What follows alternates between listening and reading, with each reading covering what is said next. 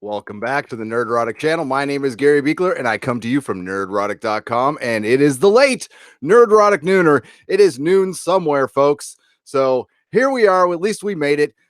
Good afternoon for those of you on the West Coast. Good evening, good morning to the rest of the world. Hello, rest of the world. How is everybody doing? It's been a crazy couple 3 weeks here at the Nerdrotic channel, and it's been wonderful. But I wish I could pay more attention to the channel. I've been putting stuff out when I can, but man, there has been some, some stuff going on with my house, and not like within my home. Family's great, everything's great. It's just the actual dwelling I live with. I recently tweeted up. Remember that movie House? That poster with like the severed hand ringing the doorbell. Yeah, that's what I've been. That's what I've been dealing with. But it's cool. It's all good. It's all good. Hello, everybody in the chat. We'll let a few more people roll in before we get to the news. The Doctor Who news keeps rolling in. Contradictory news. I just had to look up a couple articles because, and we will get into the delay because that contradicts an official statement from the BBC 2 weeks ago. Actually, 2.5 weeks ago. It was actually the original article that insinuated that Chris Chibnall is leaving and maybe Jodie Whittaker with him. But the article was to state that there would be a full season 12 or a season 12 in 2019. And I'll show it to you. And it's from Starburst. And I went to Starburst today to try to find it, and it's gone. Interesting. Yes. But I got something in the mail today too. I wanted to, because I know what this is. And like, we'll do one of those fun unboxings. Oh, Hitchhiker Collector's Edition. It's supposed to look like a VHS, and this is from the lovely UK. So I have to play it on my region-free Blu-ray player. I know what I'm doing. Soon, I will be watching the Hitchhiker TV series, which is wonderful. This is such good stuff. That's good writing, folks. I don't think Douglas Adams would ever run out of ideas for anything. He just would never get around to writing it. But hail, Damien Raw, Providential. Good evening, chat and Nerdrotic channel. Loving your content and keep up the good work. I shall. Thank you very much. Apparently, I am an outrage merchant. I like to make money on YouTube. I'm a horrible person. I really am. Greetings, DJ Bowman, Novaximus, Matthew Waken 2, The Truth Apocalypse. What is up, my friend? Good patron, Matthew Matson, patron as well. Mr. B Natural. Did I get DJ Bowman? Hitchhiking Planets. I'd love to do that. The Soul of the Dragon. I saw sculpted leather art by Viking Bitch. Greetings. The warrior woman of the chat. All the women are warrior women. There's no weak females. Okay. Well, I mean, yeah, there's weak females and there's weak dudes. Kato Roan, from Hellheart, Damien Raw, movie Fanobi. Well, if you find a sculpted leather art by Viking Bitch, you're going to find a movie Fanobi. That's for sure. Audit Watcher, Gamer Gambit, are one of our new patrons. Hello. Thank you so much. Alexander Vidoff. Oh my God, Alexander. I'm sorry. Vidovic something. Yeah. Vin Vega. My last name is crazy too. If you see it spelled without me saying it, there's no way you're going to get it right. Movie Fanobi for a $4.99 super chat. Hello, Gary. Gary Allen Venture. Sadly, my sculpted leather girlfriend has reached the end of Tennant's fabulous Doctor Who run. She meets Matt Smith tonight. And, well, you know, the first couple seasons of Matt Smith are fine. They really are. I have no problem with Matt Smith. I miss the hell out of Matt Smith right now. I would take Matt Smith back in a hot second. Deranged Band. Greetings, Penn Farm Girl. Lloyd, how are you? Lloyd 7, sorry. There's 6 other Lloyds before you. There's the regular Lloyd. There's the first one. Destiny Captain is on the bridge. Lee Crystal 1, what is up? Andre Merrick, our good patron. How are you, my friend? And yeah, We're going to get rolling here. We're going to get rolling. This is basically where I talk to you. I lay some topics on the table, but you tell me what you want to talk about. And I'm wondering if any of you out there have seen Counterpart's first episode of Counterpart. I just did a review video. From here on out, we're going to do live reviews. Did anybody see the episode? It doesn't look like a lot of people watched, and it really saddens me to no end that Doctor Who gets like 6 million people watching in the UK, and Counterpart should have like 40 million people watching it. I'm not kidding. I'd take back a Matt Smith any day as well, says Tony Rankin. Yes, me too. I miss Matt Smith. I miss Peter Capaldi. I miss Chris Eccleston. I miss David Tennant. Sylvester McCoy, Paul McGann, anybody, please. Yes, Counterpart was great. It wasn't the best episode they've ever done, but it was still great to see it back. And we got a new character.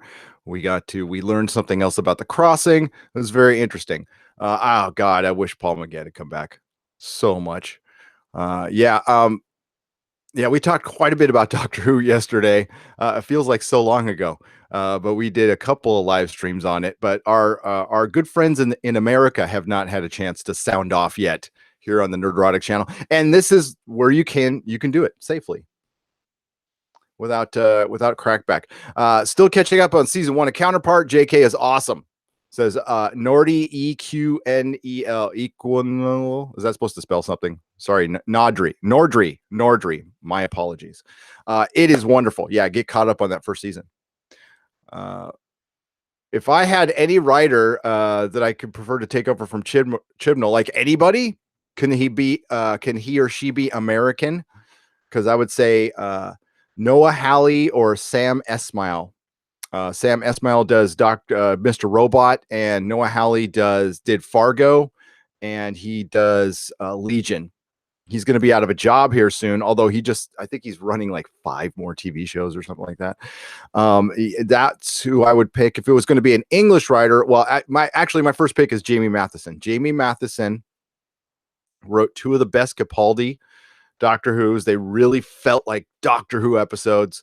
Flatline and Mummy on the Orient Express, my 2 favorite Capaldi episodes, and I would love to have him as showrunner. I'm wondering if they approached him, because we know Chris Chibnall was not the first choice. He was not the first choice. Chibnall does deserve a lot of criticism, but I think most of the criticism has to go to the BBC. Now, usually I would be the other way around. Even with Disney at Star Wars and CBS with Star Trek, now that Les Moonves is gone, these people, the people in the boardrooms, they don't know shit about shit. So they hire these people and they trust them to make good stuff. What happens now, especially if you are a graduate or a former worker of Bad Robot, you have learned the art of bullshit, so you can just bullshit your way through the board meetings, right? And saying, "Hey, no, I know that the sky is blue, but it's really yellow, and it's a mystery on how it got yellow." Yes, we extrapolate that from the empty box, and we got a good TV show. The kids are loving it these days. That's that kind of bullshit.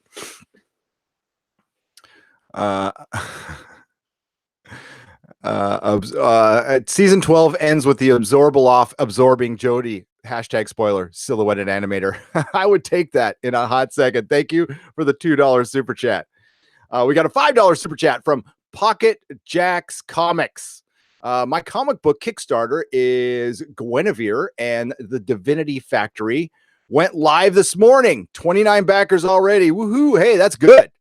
Go check it out. It is called Guinevere and the Divinity Factory. Did I say factor? I'm sorry. Divinity Factory. I like that name. Arthurian, I'm assuming. Guinevere. I love Arthurian shit. I really do. I don't mean to call it shit, but I call everything shit. Lovely. Oh, yes. Thank you, Destiny Captain. He says the Nerdrotic channel rules. We try. We do our best. Can we get back Tom Baker? Yes. Well, hey, Tony, he's writing a book based on an unused script. and I can't wait to read it. There is still some Doctor Who to look forward to. There's Big Finish out there. There's tons of comics. Titan does a pretty good job with the comics. I only read Capaldi's. I read all the Doctors. I don't read the new Jodie Whittaker ones. I was thumbing through a Star Trek Discovery comic by IDW, and I found something worse than Star Trek Discovery. It's the comics. I'm sorry.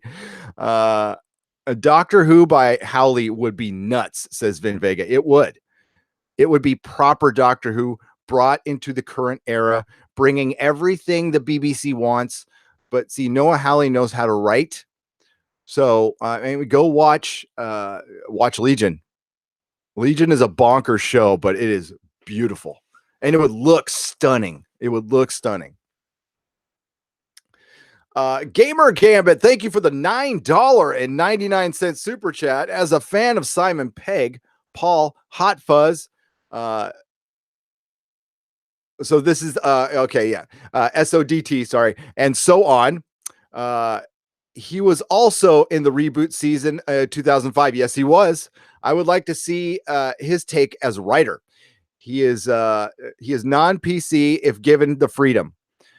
I feel, Gamer Gambit, and I agree, I feel that most writers and most people in Hollywood and the BBC are non-PC. They're just regular folks, probably in the middle, like everybody here is.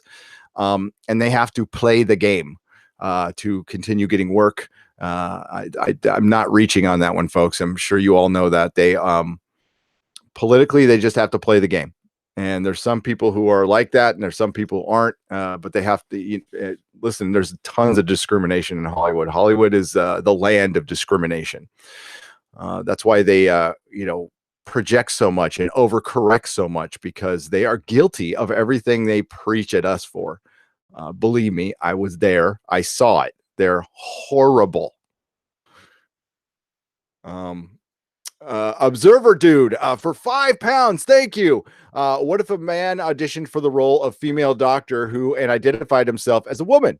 How would the SGWs have reacted to that? Well, they could. They'd only you'd have to say, you have to go with it. The same goes with if you got to use their own logic against them.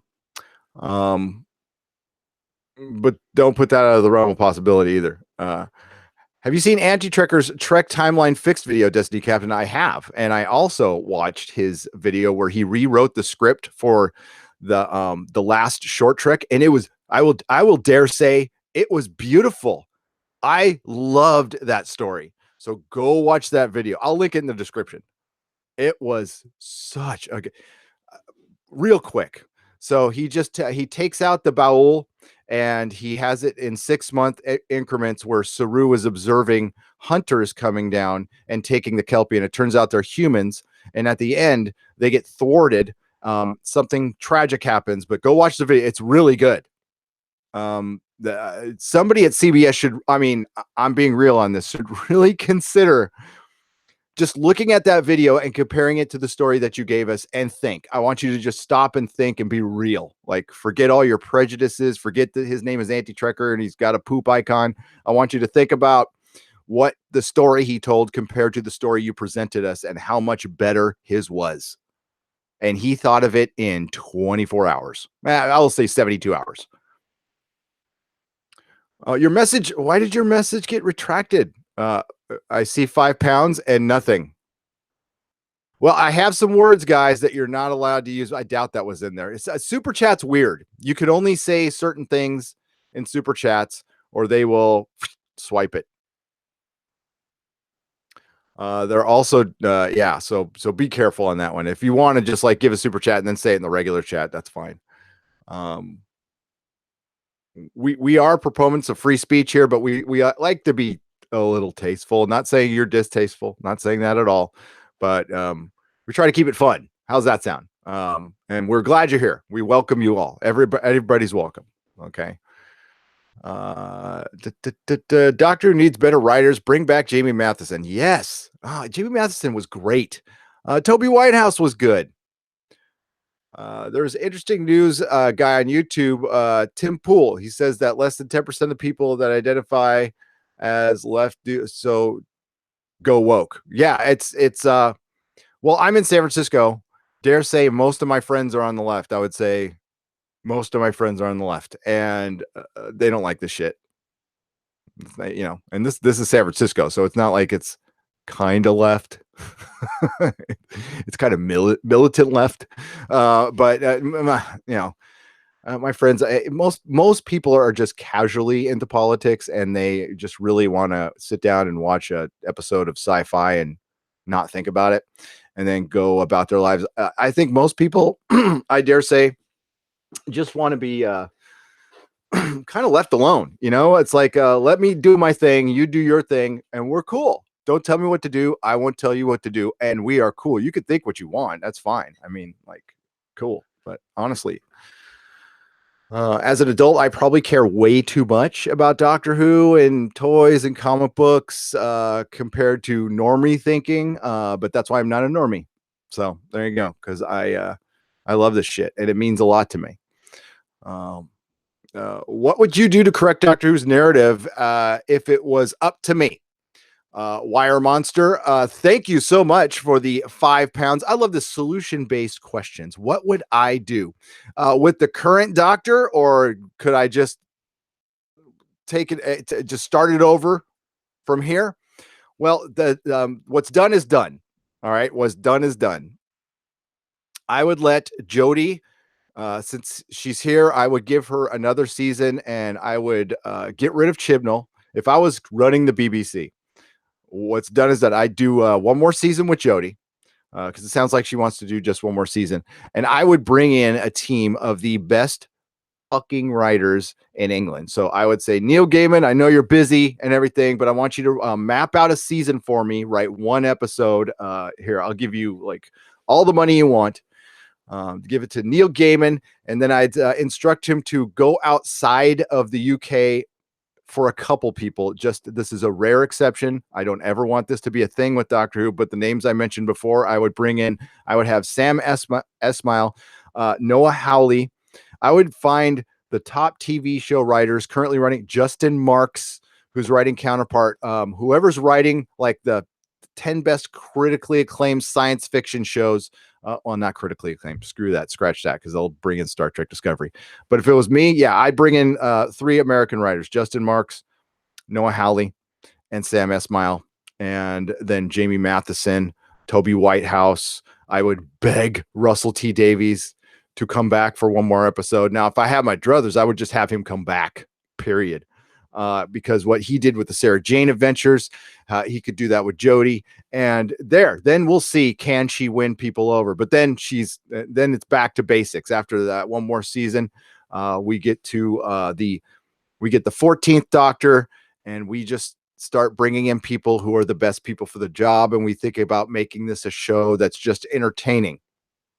And I would bring in overarching stories. I would do a whole season based on what you mix in different adventures, but we're all going to the same place. Them going away from that is crazy.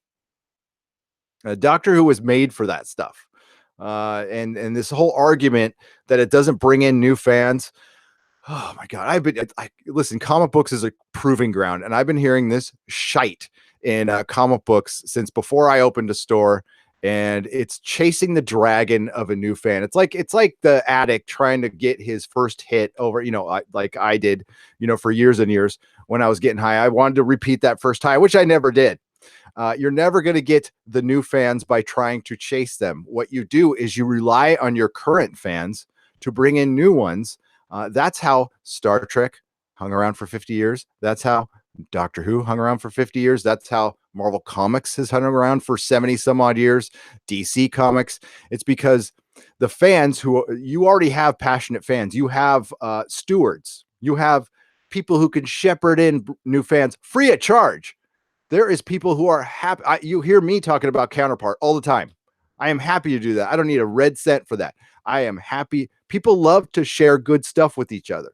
So all you have to do is focus on making something really good. Not political first, not checking off boxes.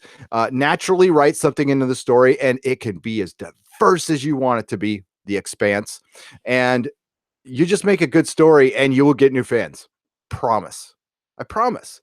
No, you don't have like what comics likes to restart everything. They like to put a number one on every issue and to reboot everything, and they want to make everything current. No, you want to make something timeless, not current. Timeless. Timeless, because each Doctor Who episode, I said this in the recap, needs to be made to be watched 30 years from now, 40 years from now, not to be consumed in the 37th week of 2018 to never be watched again. And honestly, that's how they made them back in the day. They were so disposable. They recorded over the damn videos, but it stuck because back then, back in the day, people did write. They wrote to be timeless, and they were also there was probably a better crop of writers back then. The talent pool is a bit diluted right now. I think there's too many writers, and yeah, that's what I would do. I would make it timeless and good, and take baby steps. Take baby steps. Just get back to basics. To we need to be on planets. Yes, there needs to be some meandering through the corridors. There needs to be a rock quarry in there somewhere. I want a rock quarry. Okay, God, it was so brilliant in the end of time when him and the Master were in a rock quarry. I thought that was fucking awesome. Noah Hawley could direct a great live action adaptation of Neil Gaiman's Sandman. Yes, he could. Even on the DC streaming service, he'd make the best with the budget. He would. That he is the perfect person for that job. Could not agree more. Could not agree more. We got some more super chats here I'm going to get to real quick, and then I'll get right back to the chat.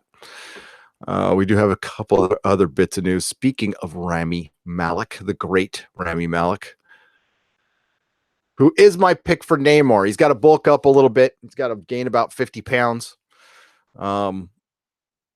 He's still a kid.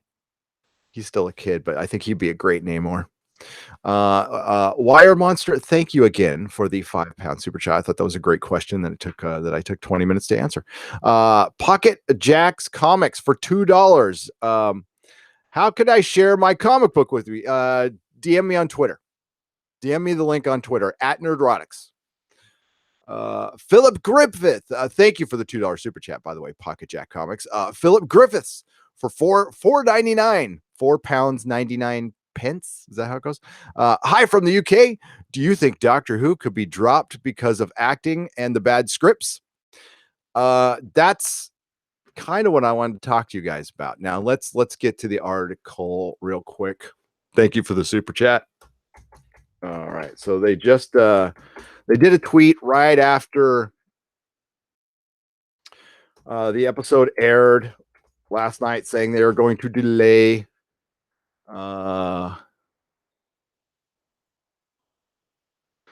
strong US ratings. That's hilarious. What are okay, how are the ratings? I'm reading this article. Strong for the US when they were considered weak for Capaldi, and they're pretty much the same. There we go. Let's get to the BBC article.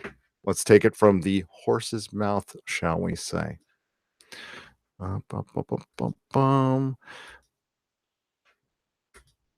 There we go.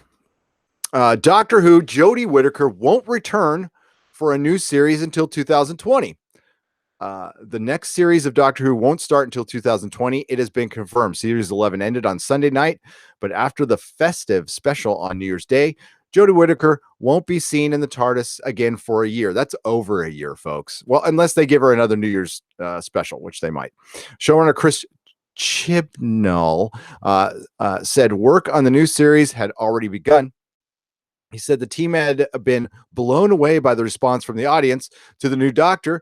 The first episode of the series, the first to feature a female Doctor, drew a record audience that was, by the way, recalibrated twice. And it also aired on BBC One on a Sunday night. It saw the high, and I'm sorry to point out these facts, folks. It saw the highest launch viewing figures after it was calibrated twice. Remember, the initial views were somehow they found 400,000 more viewers 2 weeks later. Just pointing this out. The series has been considered a rating success. I continue because ratings and box office results are complete bullshit. The viewing figures above those, the last two series, Capaldi starred in the title role. On Sunday evening, that was after his year delay. We'll get to more of that. On Sunday evening, the Doctor was seen answering a distress call from blah, blah, blah, and then it turns into word salad. Talking about the next series, Chris Chibnall, head writer's show, says, "We're off again." Then they repeat her quote. He said he couldn't wait to bring more scares. How about some scares? He couldn't wait to bring some scares, some monsters, and more Bradley Walsh. More Bradley Walsh is good. I'll take more Bradley Walsh. I like Bradley Walsh. Lisa Mazimba, the BBC's entertainment correspondent, said that there was a recognition that fans might want the series every single year. Doctor Who almost uniquely complex filming requirements and lengthy post-production period, which that is total bullshit because they come out with an Expanse every year and there's more special effects than that. They come out with a Legion every year and that has a higher production value than this show. Yeah. 2019 won't be totally Doctor Who free. Yeah, they're giving you an episode, but God, I was kind of hoping it would be. All right, so I showed you that. Now I'm going to show you their statement from 2 weeks ago. The BBC was happy to go on record about the program's short-term future. There's been a lot of chatter about Jodie's second run in Series 12 being planned for broadcast in the spring of 2020 rather than the autumn of 2019, as everyone has originally assumed. This is not true. We are told that Series 12 went into production this week and that it will definitely be broadcast next year as a part of the autumn 2019 TV schedule. Oh, well. So much for that. Yeah, so this is going to be her last series. That's my speculation. But okay, so everything's great. Everything's successful. Everything's awesome. There's no split fan base whatsoever. So why delay your show? I mean, like, it's the worst possible thing you can do. Why would you kill this momentum? It's undeniable that the ratings are pretty good in England. So in the UK, sorry. Why would you do this? I don't understand why you delay this. It makes no sense. Sorry, Mrs. Nerdrotic just got home. Yeah, it's a dumb business move. Now, maybe production is high. Maybe the production cost too much. Maybe, there's some weird requirements at the BBC that are different in Hollywood. Hollywood, they expect a little more results because it's more profit driven. I'm just guessing. I don't know. The BBC is it's not entirely a monopoly, but it can kick back and do stuff like this could never happen in the States. People freaked out when Game of Thrones took a year off, and Game of Thrones has earned a year off. Whether you like season 7 or not, like, it's understandable. They have to like put in dragons and stuff. And well, it's the last season that had a bunch of dragons and a bunch of effect shots was only a couple months later than a year. So tell me, you compare Doctor Who season 11 to Game of Thrones season 7, just in visual effects. Bullshit. So there you go, folks. Yeah, it's there. Yeah. Everything's great. Everything's great, but we're delaying it. We meant to delay it, and you're really happy. And you're going to see articles coming out going, why it's a good thing we're waiting an extra year for Doctor Who. What's up, Filthy Farmer? Let me get to the super chats here.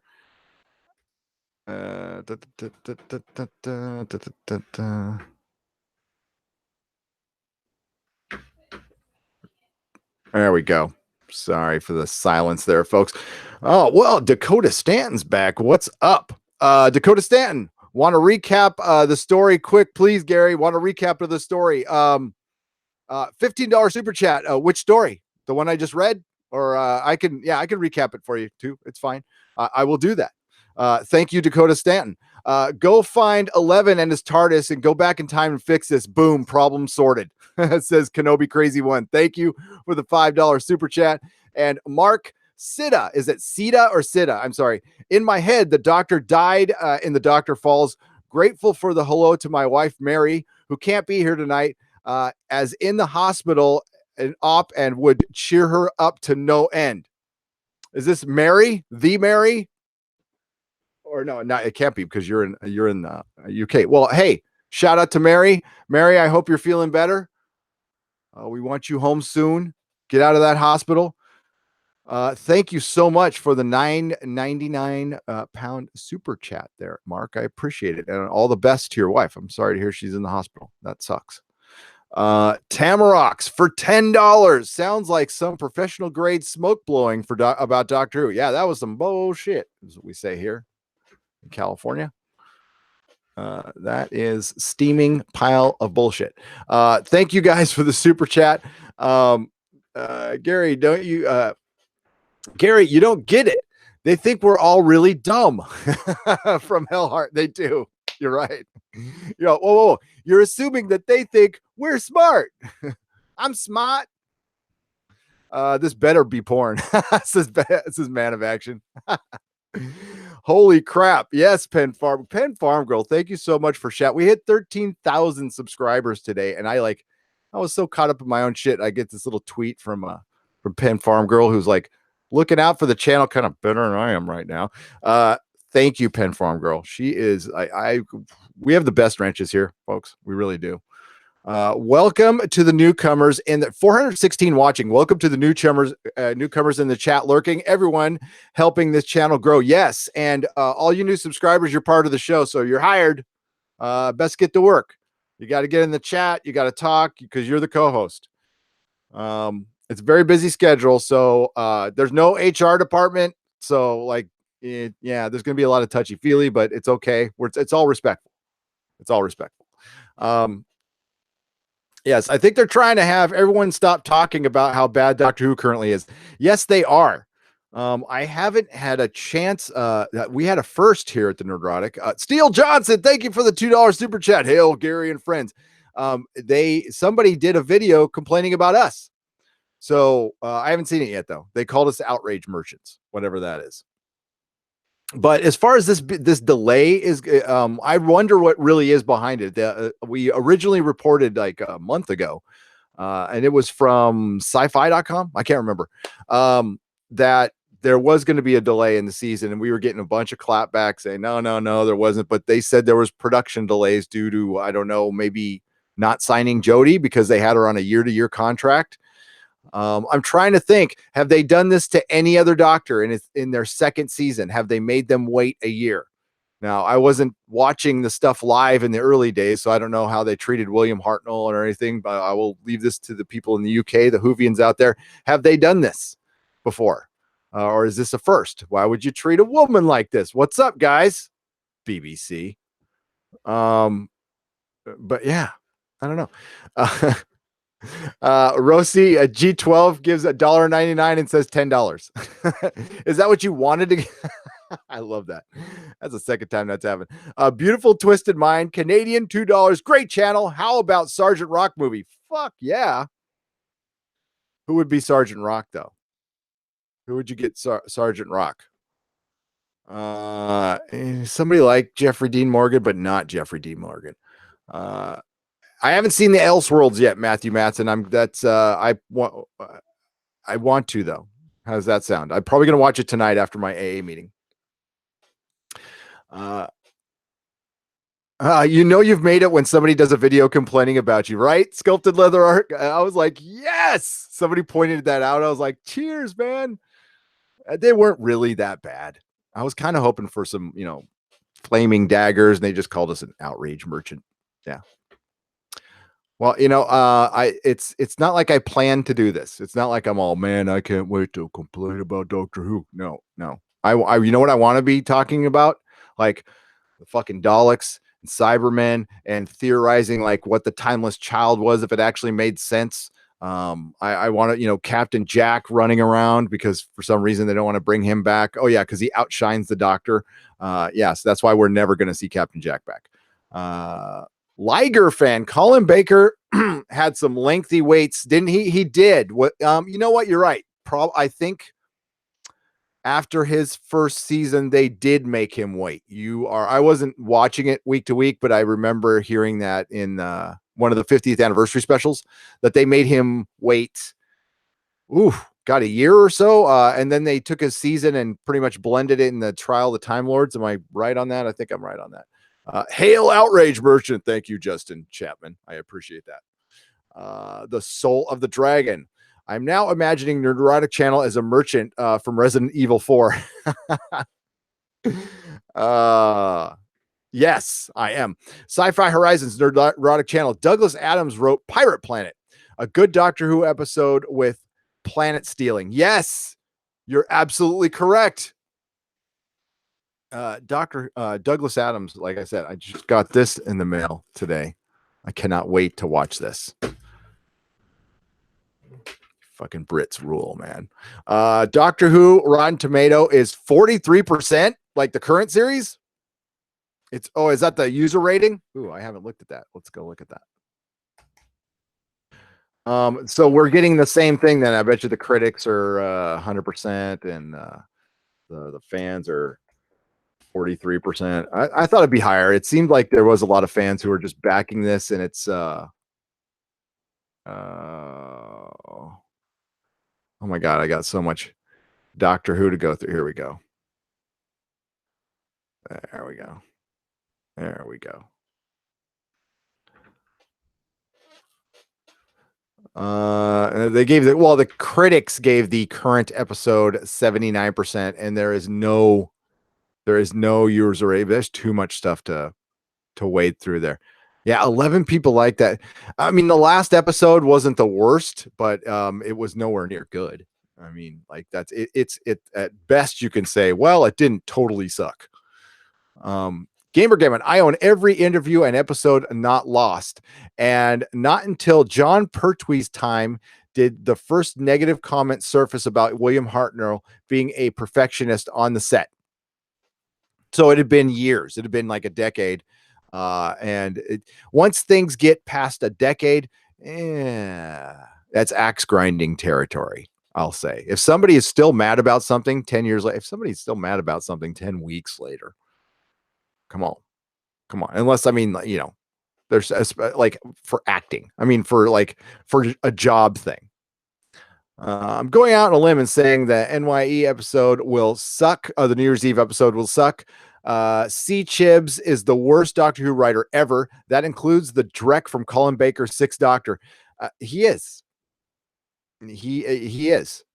Like even his Tenant stuff. I mean, 42. Yeah, that might have been one of the better episodes, but yeah. Thomas Jane or Dolph Lundgren. Tom Jane is Sergeant Rock, Man of Action. You win. How did I not think of that? Tom Jane is the Doctor. Screw it. Is he American or Canadian?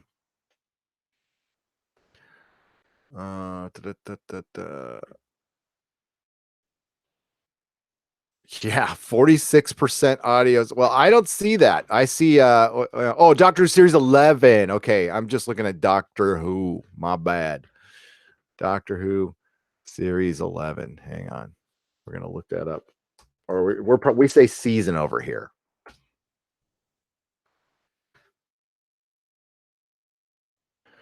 We say season. But it's properly series, okay? Because that's how they call it over there. Doctor Who season 11. Oh, now I'm not finding it anywhere. I'll find it later. I trust you guys. It's a 46%. I'm just being dumb right now. Oh, it's not breaking it down by season for me. That's weird. We will carry on. We take your word for it. I'm going to listen and believe. I'm still pissed about Braga and Berman screwing RDM out of being part of Enterprise. Does that count as axe grinding? No. Uh, there's certain things you can be pissed about, like lifelong passions. As long as that's generally being pissed. I'm talking about like having an axe, like if somebody disrespected you or there's something 10 years ago and you guys haven't worked it out or, uh, yeah, it's just time to get over it. Or especially a lot of times axe grinding is from like the person just hasn't talked to the person they feel offended by or they feel wronged by. And it's just talking about it works it out most of the time. Or sometimes it ends up in blows, but it depends. No, it doesn't count SD captain because I promise you, I'm going to be pissed about the Doctor Who thing for a good long time. But very low level pissed. I'm not going to let it take over my life. I have not seen Creed 2 yet, Crimson Empire Entertainment. I will probably watch it when it comes onto a streaming service. For me to go to the theater now, because in San Francisco, going to the theater with your family is like $100-something. Yeah, it's got to be a Marvel movie, pretty much, or Aquaman. We're gonna go see Aquaman next. That's our next movie. Apparently, it did very well in China, but so did the Transformers. So don't get your hopes up, folks. It might be good. Tom Jane is American. Thank you, Pen Farm Girl. He's American. So Coyote Clone. Critics 95%, audience 46%. Well, how come it's not coming up for me at all? That's weird. Now I need to find it.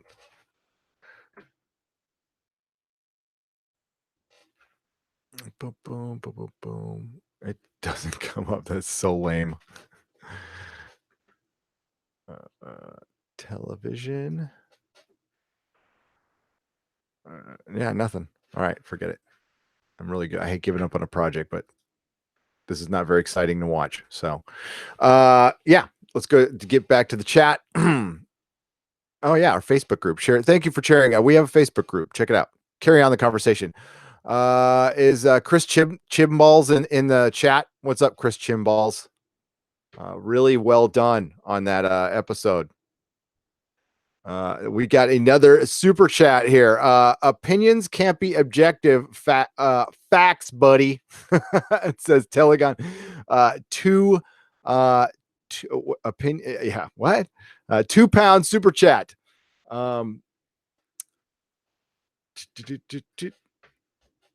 That's right. My screen froze, but the chat is still going. Are we frozen, guys? Let me know. Are we still going? Boom, boom, boom. We'll see if it is still going. How's it look, folks? Gary, I posted the Rotten Tomatoes link on your Facebook page. Thank you, DJ Bowman. Farscape update, please. It's still good and it's still canceled, Kato. As far as when I'm gonna review it, over the holidays. Over the holidays, I got to get with Viking Bitch and we will review Farscape. Because there's like a little bit of a TV dry spell for like a week and then Runaway starts and stuff like that. But we're going to go to the Facebook page.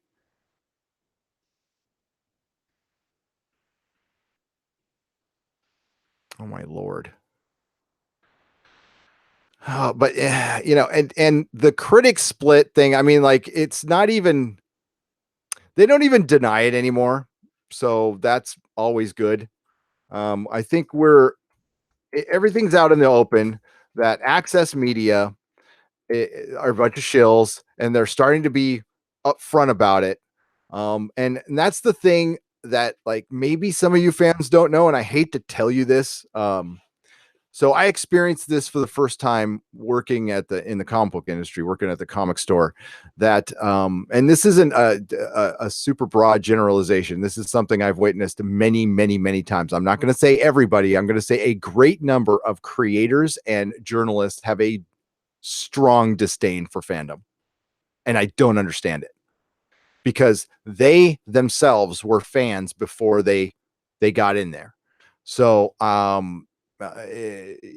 there could be all kinds of answers behind that, but there is like an open disdain to the point where one of the greatest comic book writers of all time calls comic book readers calls comic book readers mouth breathers. He calls superhero fans mouth breathers.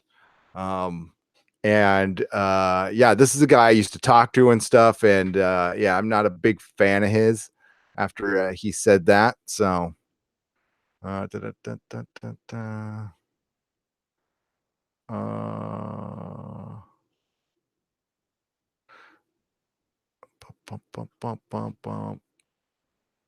I don't see it. You said on the Facebook page, on my personal one, or the Nerdrotic podcast? There's like 3. Yeah. So with the critics, and most critics, critics used to like go to school for that shit. They used to go to journalism school. They used to go to film school. You just have to mix it up. And now it's just like I show up at a website and I show some ability to write. Maybe you have a degree. And the problem is they're also not paying these people very much. They're paid per article. It's like a side job. So it's hard to get on them that much. And they're very easy to buy off. And that's why it's a great system. And it's and some of the older folks might remember the Radio Payola scandal from the 70s, which honestly we still got good music out of it, so it's okay. But there's certain hits that probably shouldn't have gotten a chance, but they did because some guy from a record company would literally walk up to a famous DJ with a wad of cash and go, put that in heavy rotation, against the wishes of the program director, or they would just go straight to the program director. Now somebody could probably do that here, but I'd probably take the money, but then I'd go back on it. Jodie Whittaker, Fear Her. Yeah, Fear Her is good compared to that.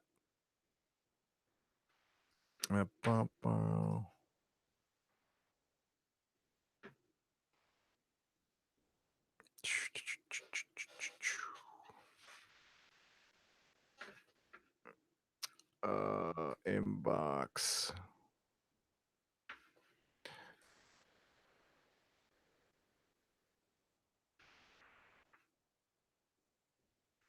Man, this is killing me. Oh, get more chat here. We got a super chat. Sorry again for the quiet, folks. I apologize. Here we go. Mark C. I've always wanted to see Anthony Stewart Head from Buffy as the Doctor. Wasn't he approached? I think he would be great. I miss Anthony Head. I definitely see why he mixed in the Stewart part, but I love Giles is wonderful. Having seen both Blackadder and House, I still think Hugh Laurie would be a fantastic Doctor. He's certainly got the range for it. The Nenster, is it the Nenster? He was rumored. I don't know if they actually approached him or not, but I was all down with that. House is an amazing show. Great Dutch Ramirez, thank you for the $2 super chat. If you got a question, throw it up.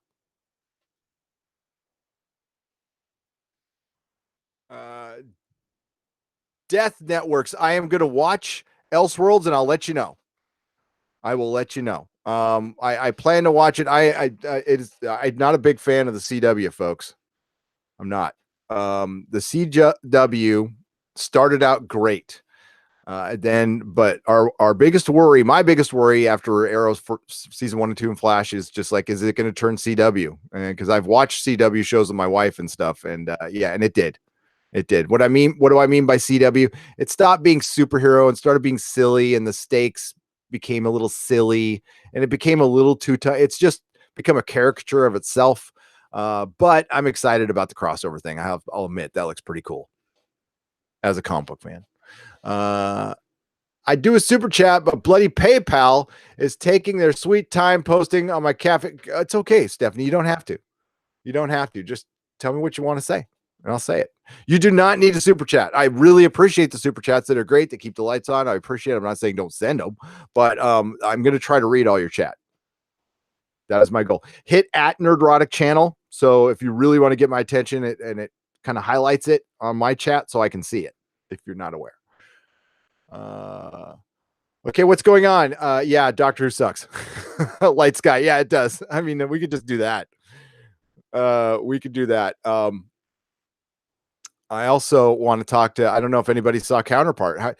It's such a great show, but man, I don't know if the ratings are up yet, but they couldn't have been good because there is no interest in it whatsoever. That really saddens me, but that's life. Sometimes good shit just gets ignored, you know? It also isn't a flashy series. You look at the trailer, you're like, why does he keep talking about this fucking Counterpart? It's just a bunch, it's like, it's got an old guy in it. Well, it does, but it's really fucking good.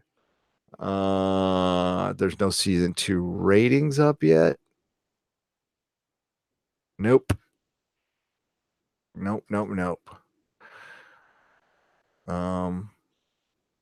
And as far as season 1 ratings, ooh, not good. not good. Oh, that sucks. Oh well. J.K. Simmons could do no wrong. Sorry for all the caps. It's okay. J.K. Simmons can do no wrong. He is a brilliant actor. Somebody mentioned him as the master. 5.2 million for the Doctor Who finale. Not great. Really? 5.2 million. That's lower than the previous weeks. Peter Worrell. Wow, that is bad. That's really bad because, like, for a penultimate episode, I mean, you know what? Moffat has killed that. Moffat, you know, the penultimate episode used to be a thing, right? Yeah, Moffat kind of killed that, in my opinion. Doctor, well, let's take a look on the American side that they said were so strong. It is not in yet, but last week's ratings were a 0.21 here in the States. Here, I'll show you. About 800,000, so not quite a million watching in a country of 330 million people. And yeah, so I mean, those ratings are okay, and they're okay for cable. They are, but they're not extraordinary. They're not strong, but they're better in Counterparts, which really sucks. Gregory Ramirez, $2. Review Ladybug and Chat Noir on Netflix. I will check them out. Gregory, because you gave us a super chat, and I at least have to check it out. So thank you so much. Appreciate it. It will be interesting to see how well this season of Doctor Who sells on Blu-rays and DVD. Robert Dunlop, I will be watching. I don't know if we've gotten Star Trek Discovery numbers yet. That'll be interesting as well. But I did buy one. I did, but I burned it. And I got a lot of shit for it. But oh well, I don't feel bad. Tamrox, if you're in here, thanks for the super chat, buddy. He asked me to burn it. Or he asked me to do what I felt net. He gave Tamrox gave me a super chat, said, do what you like to a Star Trek Discovery Blu-ray. And I thought burning it would be the best option. Problem is, Blu-rays don't really burn. I mean, like, your Blu-ray collection will survive a fire. Your cases won't, but your Blu-rays will. It will be interesting to see how well this season of Doctor. Oh, I already read that. God damn it. If you could design Doctor Who's wardrobe, oh, wow. What would it be? Rod Stryer. I would. Okay. I would just Paul McGann's in the short that he did for the 50th anniversary special is kind of how I imagine this current incarnation of the Doctor. I really love the War Doctor's look. I thought it was amazing. But yeah, if I was gonna wardrobe my own Doctor, I would see, I'm a little punk rock, so I'd do a little punk rock. I know, like, people are, because, man, let's face it, some SJWs kind of ruined the punk rock look a little bit. But that's what I would do. He'd be wearing Docs. My Doctor, like Peter Capaldi's, wasn't wearing Docs. He would be wearing Docs. I like suspenders, but maybe suspenders, but not wearing them. Other than that, I like kind of like a Victorian, like a little, like a modern, I don't know, like a chic-y Victorian look. I like how each incarnation of the Doctor looks like they really don't know how to dress, and how they just kind of match stuff up when they can. The only one who really put care into it was David Tennant when he at the end of that episode when he's all looking at the coats and stuff. Mr. Geek Chic himself. And yeah, Capaldi did look great. He did. I did like it when he started letting his hair grow out a little bit, but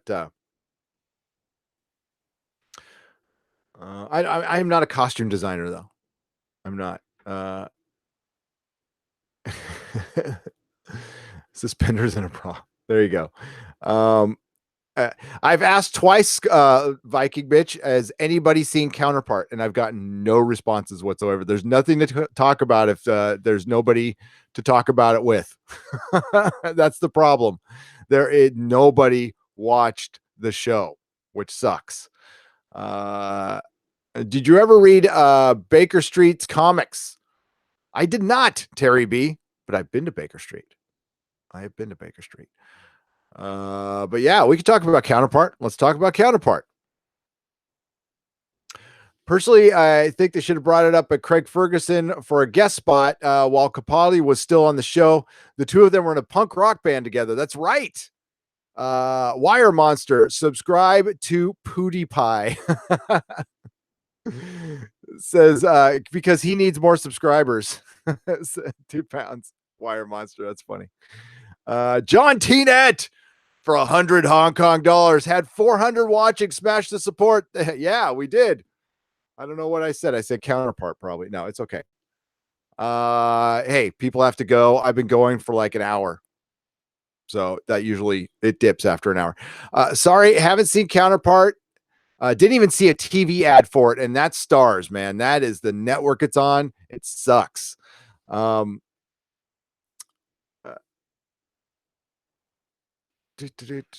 was okay. Let's take a look at that.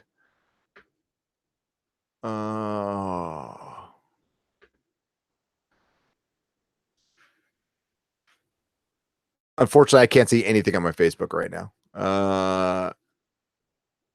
It's okay, DJ Bowman. I trust you. Rod Slayer, I tried to knit a scarf and it ended up looking like my dog's chew toy. That would happen if I tried to knit a scarf too. All right. So yes, so our next Doctor Who video is going to be the Christmas ideas video. Okay. So there were hundreds. I am still going through them. I don't know how long it's going to be, but that's going to be our next Doctor Who video. And then we'll see if I think it's going to be all quiet on the Western Front after that. The only news we'll probably get is Jodie leaving probably around halfway through the year. They're going to have to announce it at some point because they're going to either do a regeneration. Then I think it might be done. I don't know if they're going to want to go ahead and re-up everybody, get a new showrunner, find another doctor. This show's very expensive. They don't like super into it. I mean, delaying it. It's now coming out every other year. And maybe they felt emboldened that they took a year off and got, better ratings. Well, they're going to really be disappointed then. The Revenge of Grinchbull. Grinchnall, exactly. Cringebull. That's what he is. Okay, so yes. Doctor Who sucked. Comparing the ratings to the early Matt Smith and David Tennant era series is wholly unfair. The landscape of media consumption has changed so much you can't compare them. No, you can't. And Doctor Who, when it was brought back, wasn't on BBC One. That's a big difference. There you go. I predict Chibnall pulls off the first ever surprise regeneration with New Year's Day special. That would be funny. Captain Robert April is awfully close to 1,000 subs. He's a friend of ours. Please go check him out. We love him dearly. We do. Stephanie Littlepage is in here. Good friends. Yes, we need RTD back. I love RTD. Zach Lindner, thank you for the super chat. Can't watch live, but how would this season be if the identity politics were ignored? I stopped after Arachnids, but I'm planning a marathon watch. The finale episode didn't have any politics in it. It had zero politics. So it's hard to say. If they would have done more like the last episode, they wouldn't be getting the criticism, and things would be a lot different. They made a huge mistake in feeling emboldened to do that. But that's everybody. That's not just them. That's everybody. Like most TV shows, the quality ones don't do that, or if they put in politics, it is subtle. Like Counterpart does it subtle. So it's like yeah, nobody cares then. I found Dr. Who scarf back in Denver. As I mentioned before, it came from Shenzhen, China, where the copyright piracy is quite openly practiced. Stephanie Littlepage, they make knockoff Mercedes in China. I saw it on Top Gear, so it had to be true. Okay, Counterpart.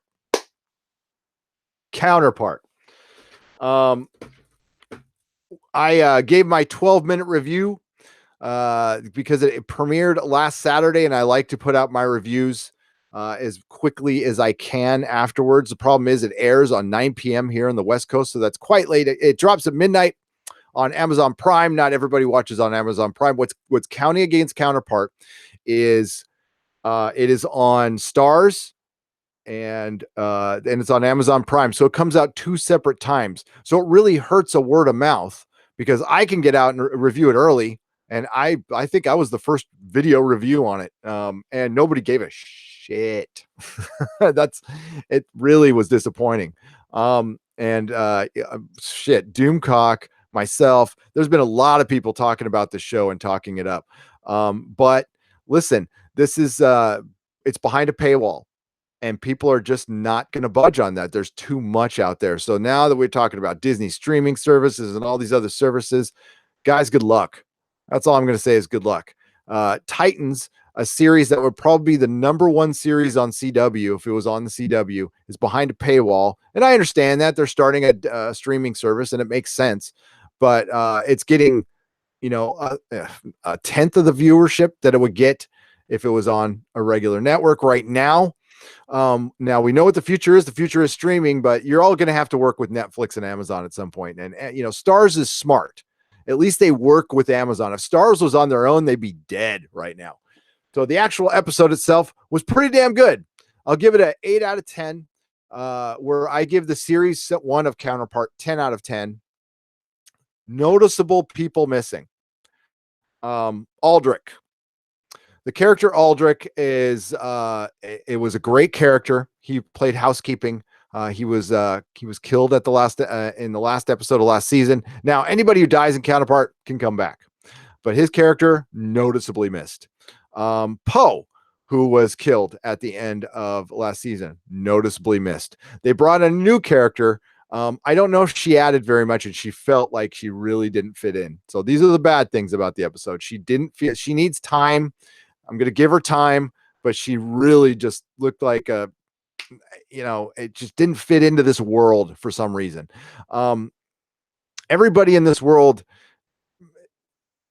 is morally gray, flawed, and she came in like Superwoman, and I'm a little concerned about that. Other than that, it was a great episode. We got some resolution. We got to see Emily, who was in a coma all last year, come back, and we saw her go through. It wasn't just like, okay, I'm back from my coma, here we go.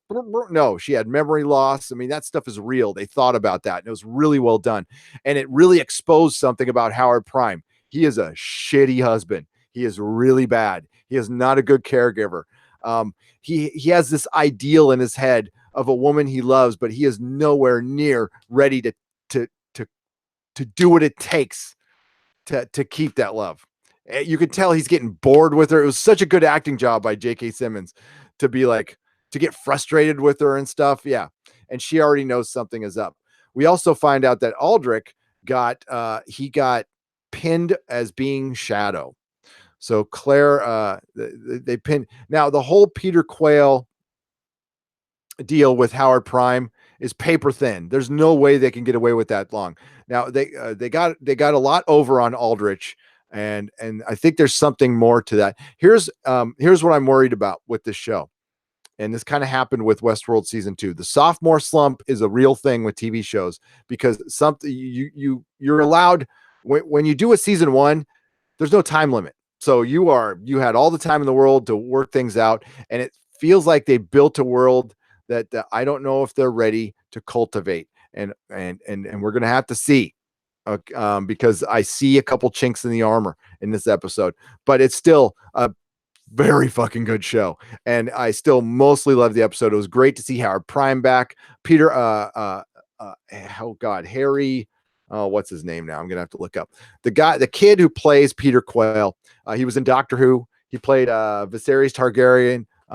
Harry Lloyd is fucking awesome. That guy is so good at being a lovable douche. To be such a douchebag, but you still have some sympathy for that guy. That is called fucking brilliant acting. J.K. Simmons is absolutely brilliant. He acts with his fucking eyebrows. He's so fucking good. Oh god, the whole cast is good, and we only saw half the cast. We didn't get to see Baldwin. I was a little disappointed about that. Here's my feeling: they should have done a 2-hour premiere. They should have showed us both episodes. And I think it's a mistake that's going to bite them in the ass, because Stars sucks. They don't promote their shows. Somebody just said I never even as much as saw an ad for this show. Actually, Doomcock and I have been the walking ads for this show. And I think geeking out with James Hancock, because he's the only other guy that I've seen who regularly reviewed the show. So props to both of those guys for checking out this show. I don't know how long it's going to last, but please watch it. It's like a really cool Twilight Zone Mission Impossible. If you don't know what it's about, our world got copied 30 years ago in the show by German scientists during the Cold War. So they copied reality. What happens is the realities started to diverge, and it's now an alternate reality. So everybody from that era, I don't know about past that, has a counterpart. So you have a double. That was you that lived your life up until that 30 or until that mark where the experiment happened. Then you started separating. But until then, you were the same person. And the one interesting thing they showed in the first episode was what I believe is the first meeting of counterparts. And the first thing they wanted to do was kill each other, which I thought was brilliant. I thought that would be kind of a natural. I mean, just the fear involved in like, what? This guy looks exactly like me. What is he, a twin? What the fuck's going on? And they started going at it. J.K. Simmons, not quite my tempo.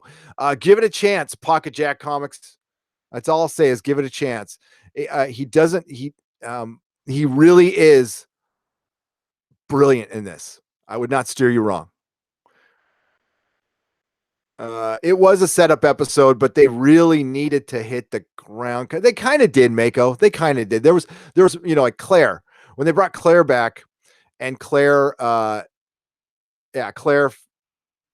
killed the two Alices, and then she killed the hitman to kind of show that she's on her side. She's on her own side.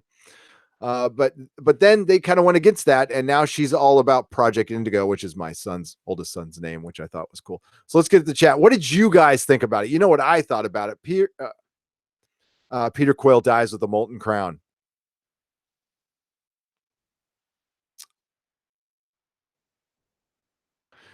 Do keep that attitude. It'll serve you well. I like that.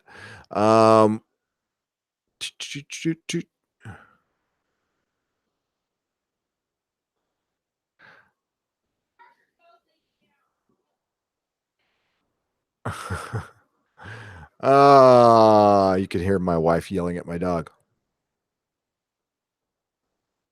Okay, back. Had to watch Godzilla, daughter, and I are pumped.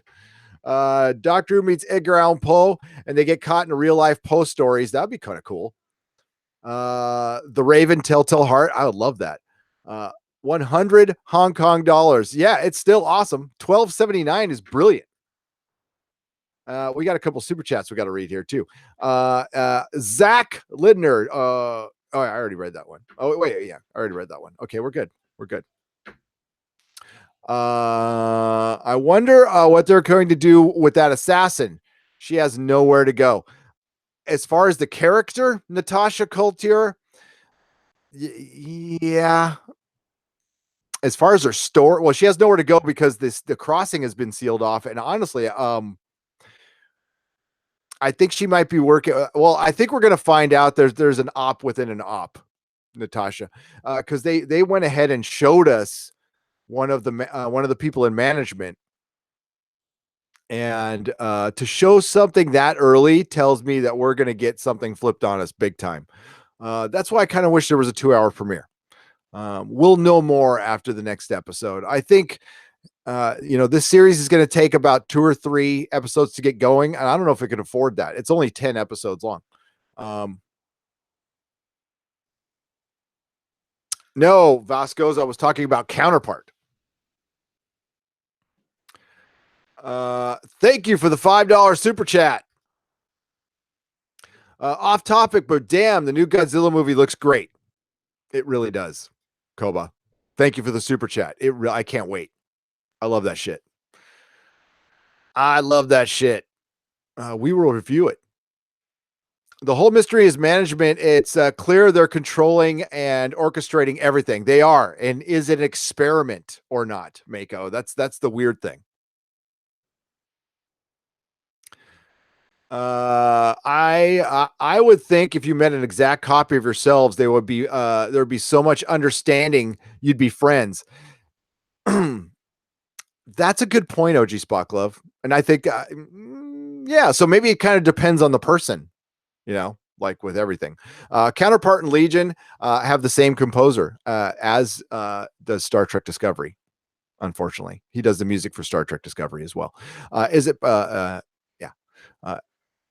Is it possible that there is another place to cross? Isn't that the deal with the circles before the doors? They are left to management, etc. Says Death Networks. Yes, it has always been my belief that they didn't just copy reality; they made infinite realities. It's not just one. They're going to break out a third Howard probably at the end of this episode, or not episode, season. 13th Doctors meets Ernest Hemingway and attempts to lecture him while he drinks, fucks, and writes. Francisco Q. Yep, that's exactly what would happen. I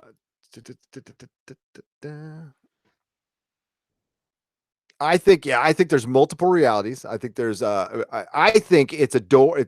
They're back doors. They're not front doors. They're all back doors. Your backdoor man.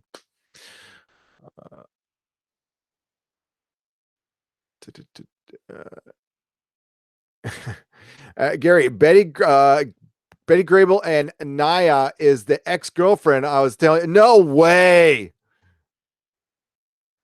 Is that damn Langley? She's beautiful. They need to fit her in the story better, though. I hate to sound like a complete ass about that, but she's new though. So I think they're setting her up to die. She looks like somebody's gonna die. She's gonna find out too much. Yeah, but it was good. It was cool how they showed through her eyes. You see, like her being read into the whole thing. I want to see more of that.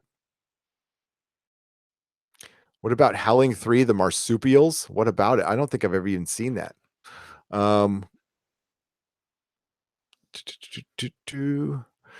Join our Discord. Kato Roan runs our Discord. We do our watch parties through our Discord, which is quite fun, actually. We did a Counterpart watch party last weekend, and it really kind of went well. We were quiet through most of it though, because it was so good. Nobody wanted to talk. I thought Quail was going to kill himself. In the end, so did I, Mako. But he's too lucky. He'll probably be the only one left at the end. He probably will. And if he tried to kill himself, like the gun would jam. But don't you think there's something up with that, Mako? Like destiny is in play here somehow? I do. I think the fact that they brought it up, I think there's some destiny like that, which makes it feel like an experiment. Yep. She was in Get Out. No, they purposely made her in charge, as in the White Knight. I want her to prime her. I want her to see her prime self. I think she will, and that's going to be like the setup because she seems open to it, and then she might not be open to it once she finds out. The official Dougie J, worst movie I ever saw in the theater was Ator the Fighting Eagle, and I saw it with you, dude. Uh, Howling 3 is still much better than Howling 2. Why is Quail so lucky? That is the question. I never thought about it until the end of that episode, and for them to point it out means it's not just like happenstance. It's not just real luck. They're like, there's something going on. And they said they were going to introduce more sci-fi elements as they went on. They didn't do an after show thing, which I was kind of bummed about. At least on Amazon, they didn't. His luck is definitely a mystery. I hope they explain it somehow. Yes. Graham Strauss, what is up? What kind of marsupials are we talking about? Well, Graham. Ator was so funny, says OG Spocklove. It was. It was. Honestly, Doug, I think I blocked it completely out of my mind.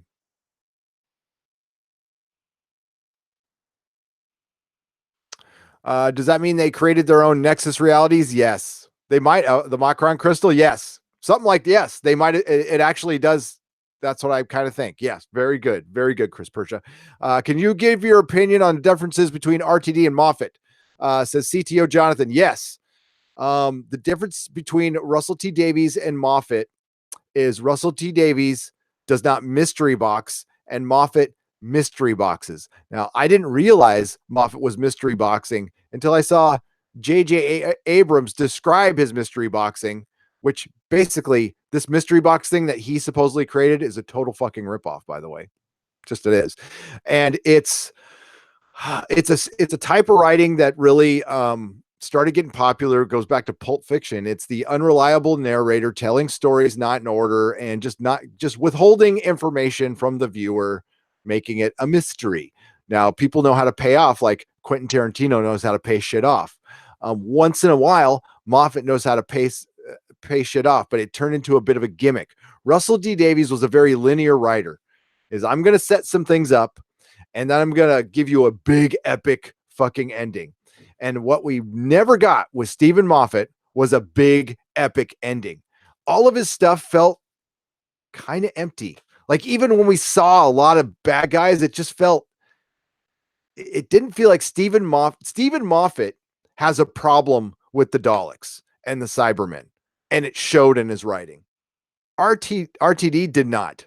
RTD said, these are villains. These are our villains. And this is it. You can tell, like, Stephen Moffat has a problem with Christmas. You can see it in his writing. I don't know what, but I mean, he's managed to do some good Christmas specials, but there's things he has problems with, and you can see it in his writing. I really don't want, a great example. You don't want somebody writing about aliens and sci-fi who's not into it. You don't have to be an expert. It helps, but you don't have to be an expert, but you need to be into it.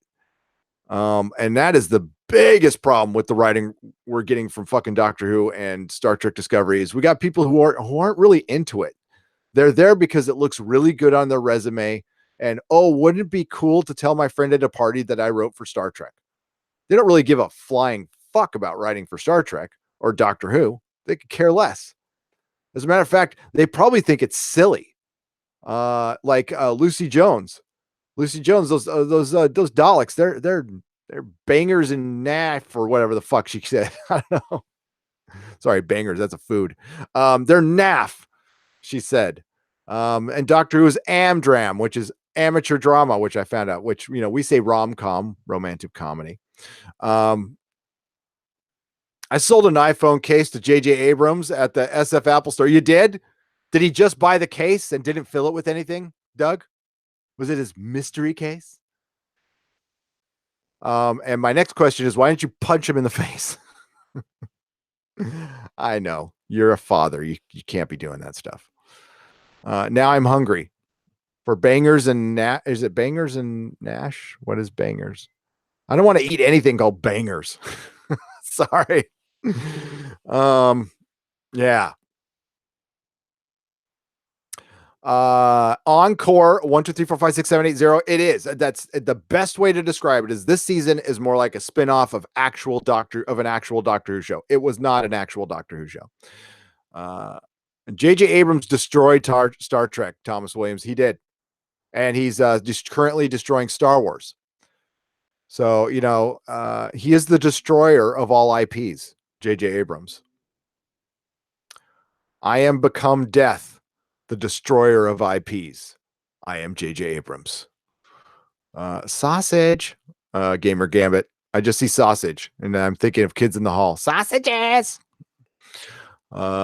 Oh, that's what bangers are. Okay, gotcha. I'm following now. Picking up what you're putting down. I gotcha. All right. Well, I mean, sausages are called bangers. Why? I mean, I know. Never mind. I'll leave it to my imagination. It's funnier. J.J. Abrams is indeed a hack. He's somebody I actually used to like, and then the curtain got drawn back, and I'm like, oh, he just steals a bunch of ideas and doesn't follow through with anything. But man, Hollywood is ready to give him the world. He is the current Michael Bay, but at least Michael Bay can make a movie like once in a while. He did a movie that was entertaining. So I hate to disrespect Michael Bay, because Michael Bay is Michael Bay. But J.J. Abrams right now, I would say, is hated as much as Michael Bay used to be in the nerd realm. I don't think Michael Bay is that hated anymore. I think people are over him. But Death by Mystery Box made Mage Grey Wolf. Exactly. Star Wars, Star Trek, Doctor Who. Three of the biggest intellectual properties ever. RIP 2018. What about the rumor Tarantino doing a Star Trek? Francisco Q, rated R Star Trek. I would watch the hell out of that, just out of curiosity. Like, why not? The term comes from World War I, when the troops in the trenches were using such cheap sausages they had the tendency to explode in their pants. Oh, shit. Oh, man. Dr. Pooh. Rebecca Gold says, it's Dr. Pooh. It simply is. Austin Woods, Death by Mystery Box, indeed. Yes. Yes. Death by sausage, boobs, and ecstasy, all bangers. Wow. Kinky. Jalapeno, chorizo. Wait, jalapeno, chorizo's sausage. Chorizo's sausage. Oh, Nurse.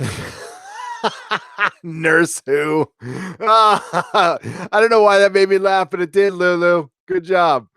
Oh, man. Very testy and filling. It says Star Trek Online is a great game. Thank God they didn't mess that up. Says John Uhas. Yeah, I haven't played it. I want to, though. How does Battlestar Galactica rank on your list? Says CTO Jonathan. One of the greatest shows of all time. Simply one of the greatest shows of all time. And I love both versions. I adore both versions. The first version had the best fucking ships. Yeah, I know John Dykstra ripped off most of the effects from Star Wars, so much so that George Lucas actually got paid from the original Battlestar Galactica. But who cares? Because I thought it was a great concept. Glenn A. Larson, or Glenn L. Larson, it was Glenn L. Larson came up with it, and I thought it was a brilliant concept, never executed until Ronald D. Moore, former Star Trek writer, got a hold of it and did a wonderful job. Ronald D. Moore should be in charge of Star Trek right now, and for some reason he's not. He's working on Outlander, and I know a lot of people like that show, and it's okay. It's okay. I wasn't really into the whole torture by trying to keep it a family show. Torture by backdoor, going through the back door, and really wasn't into that. Yeah, both are quite good. Yes. Still not as great as DS9 and B5. No. What as far as Battlestar Galactica? I like Battlestar Galactica more than I like DS9. I do, but I like DS9. But I like Battlestar Galactica more. I don't like Battlestar Galactica more than like the original series and Star Trek: The Next Generation, but although DS9 is definitely climbing the ladder, I gotta tell you, it's climbing the ladder. And I haven't watched all of B5 because I suck. I'm a bad nerd. You should take some nerd points away from me. I'm going to remedy that problem next year. I also didn't watch Farscape. I was a bad nerd. I only started watching Farscape recently. I fucking love it. I think it's great. It's fantastic. So I don't know. I had to stick up my. Oh, I didn't have time to watch TV. I was running a business. So, but why compare them? We can watch both DS9 and Battlestar Galactica. It's not like you have to choose. No, I like the old V Death Networks. I loved the old V. I had no problem with Battlestar Galactica's ending. I'm one of the few, but that's kind of I was a little taken back by the whole God devil thing, but I knew they would end up in prehistoric Earth. I knew it.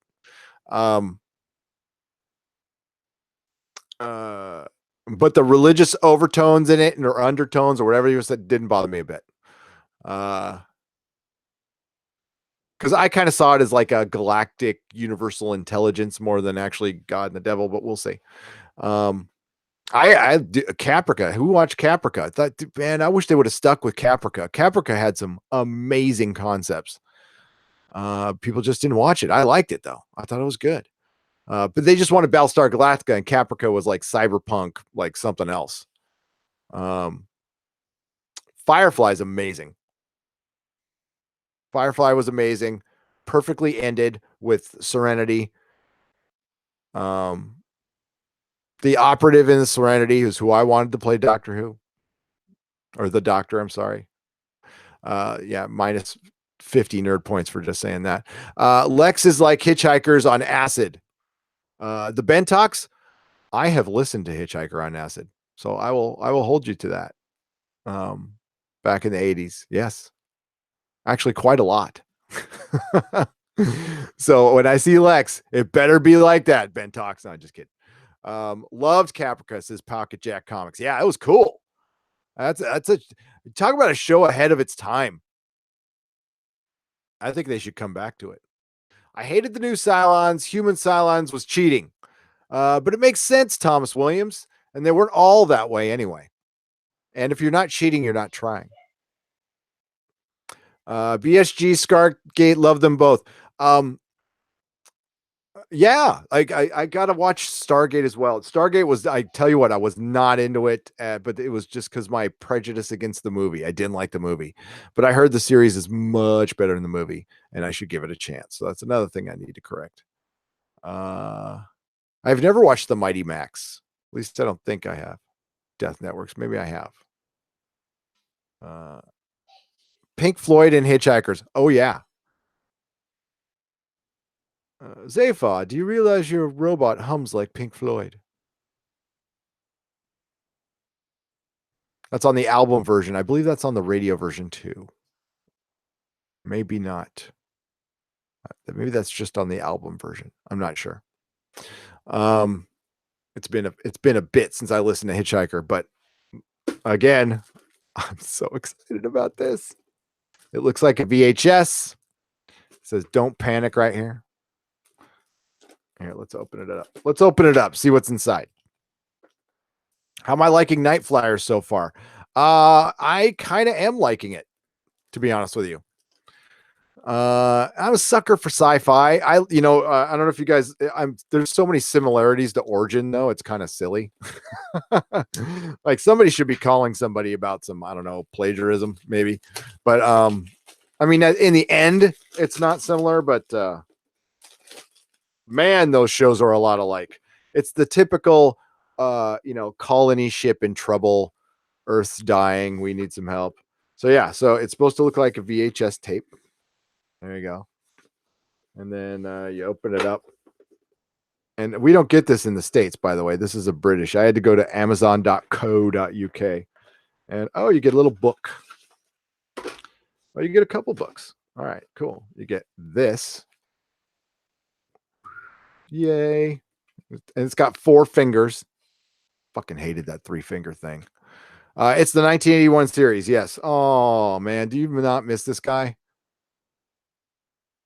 Oh, I get a little verklempt, man. I don't have a ton of heroes, folks. This is one of them. That guy helped guide my life.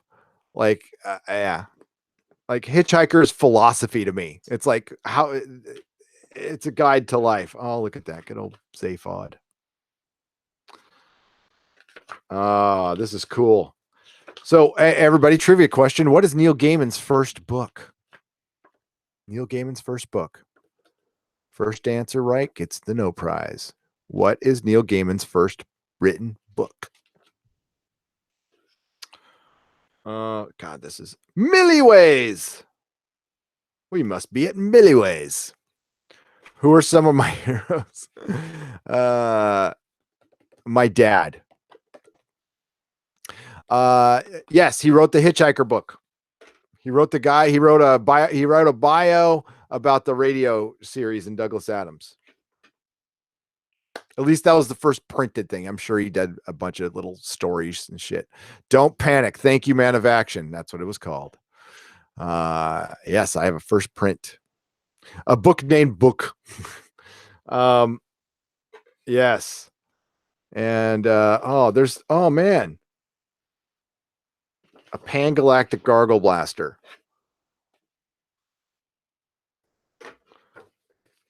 Hell yeah. That puts me in such a good mood.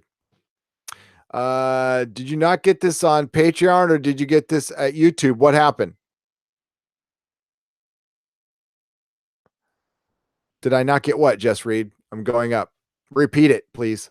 One of my fondest memories of visiting London was traveling to Douglas Adams' grave site in Highgate Cemetery. Dougie, I couldn't do it. It was too fresh. The last time I was there, like he had just died. He was like, yeah, I couldn't do it, dude. Slotty Bar Fest is my favorite. DJ Boomin, I would. I think Joss Whedon would do an excellent Doctor Who. I know a lot of people are not happy with him right now, but I like Joss Whedon.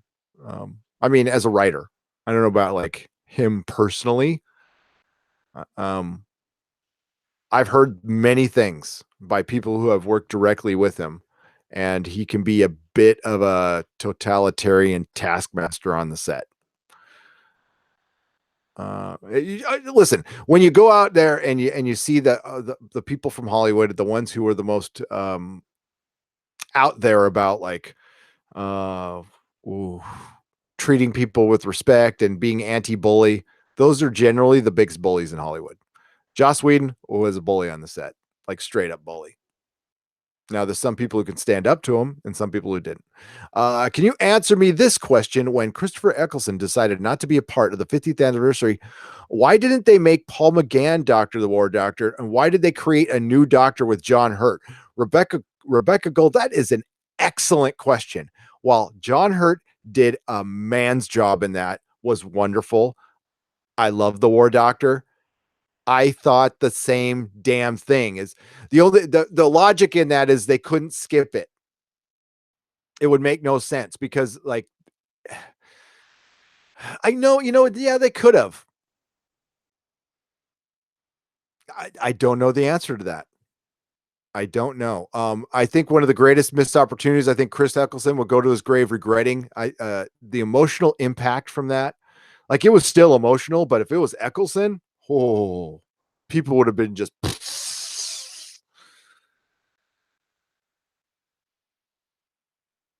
I've been live for almost 2 hours. Almost 2 hours, Jess. Did you not get a notification? Lori Roberts.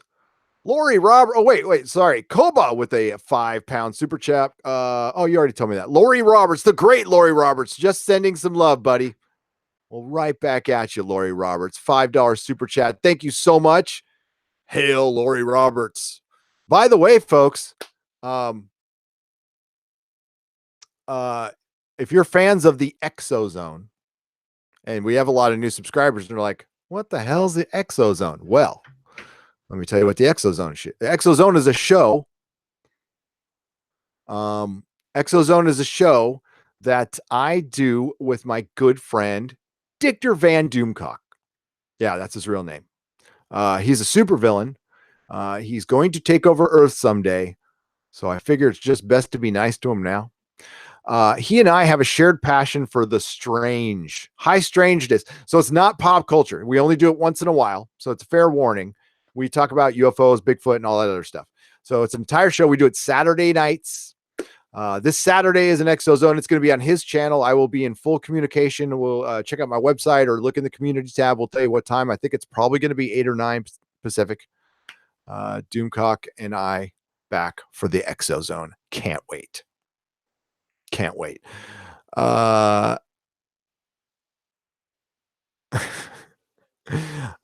kind of figured part of it was pushing the dock hitting his 13th generation to around the same time of the 50th anniversary, so they could introduce a new dock, say Handy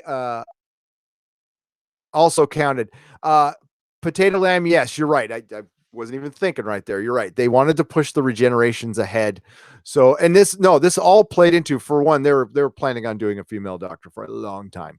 That wasn't a last minute decision, and that they were moving it towards new set of regenerations, and that will, that way we can mess with the canon. And yeah, sorry you didn't get the notification, Jess. They go, sometimes they go out and sometimes they don't. I hope some of you guys got notifications. We had a lot of people watching. And we have a lot of people watching. God, I apologize. I am grateful for the 285 people we got watching still. That's freaking brilliant.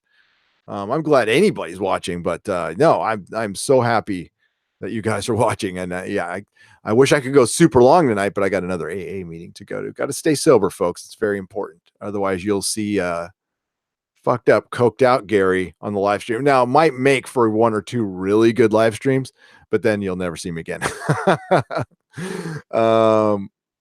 Rebecca Gold, thank you so much. I really appreciate that. Welcome to the chat. That's great to hear. And Nerdrotic and Doomcock have still not explained the Yeti Spock.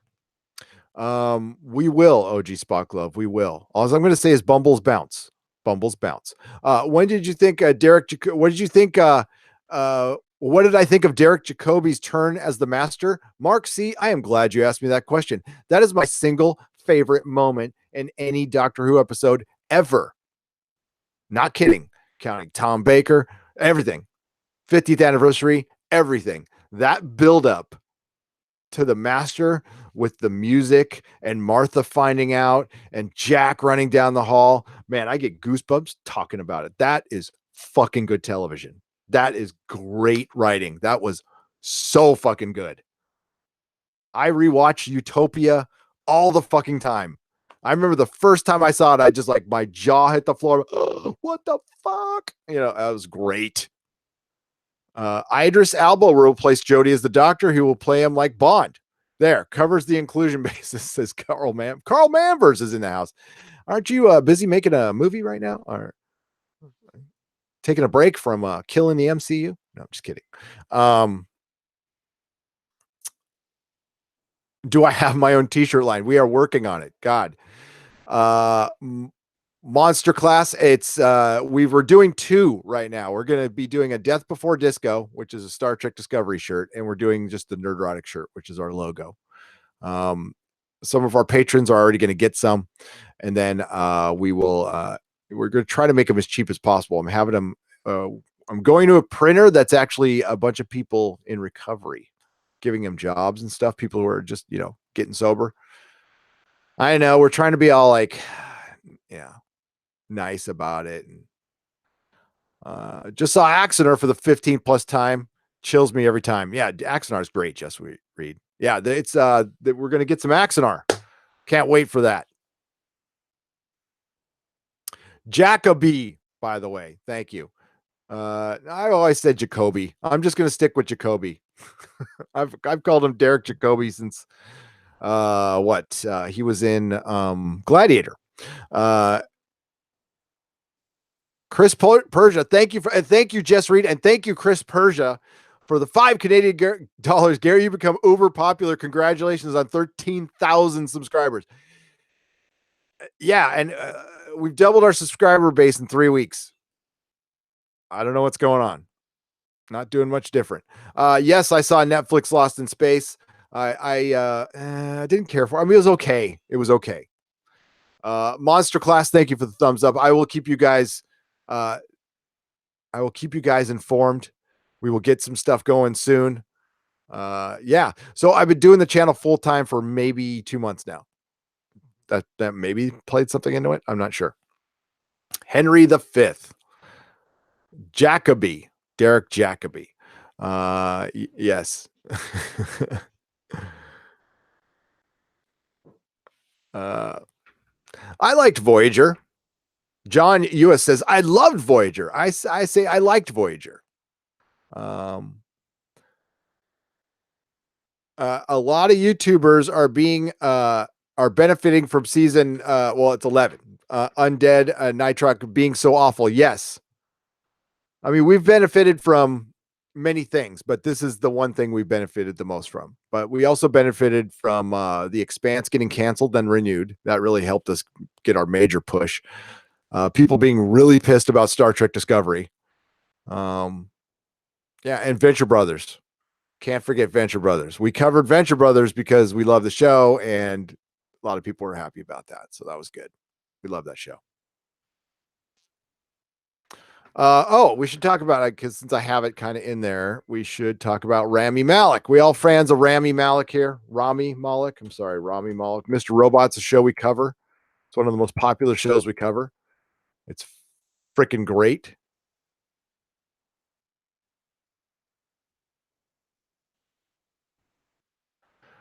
Oh my God. People are so apologetic for Doctor Who.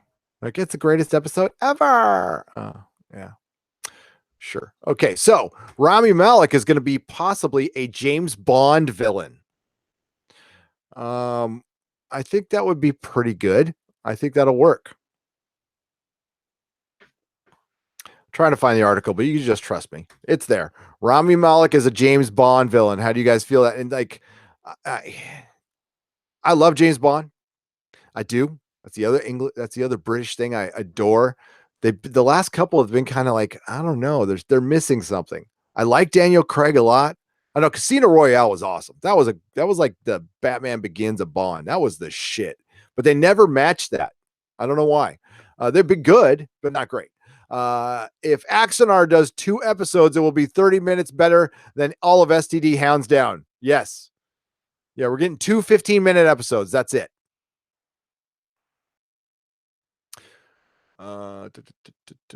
Fourth season will be his last. Yes, Thomas Williams. Rami Malek is out for Mr. Robot. It got delayed a year, so it's not coming out until later, 2019. But it's going to go out in style, and I think they're going to kind of go sci-fi and alternate reality on us, which or at least consciousness. We're going to get into consciousness. Casino was the shit. Graham Strauss. I love that movie. I even like the theme. Yeah,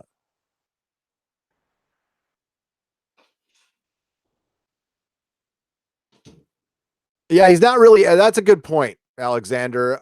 He's not gentleman. He's too gruff. He's a little too gruff, but he's still. I don't know. I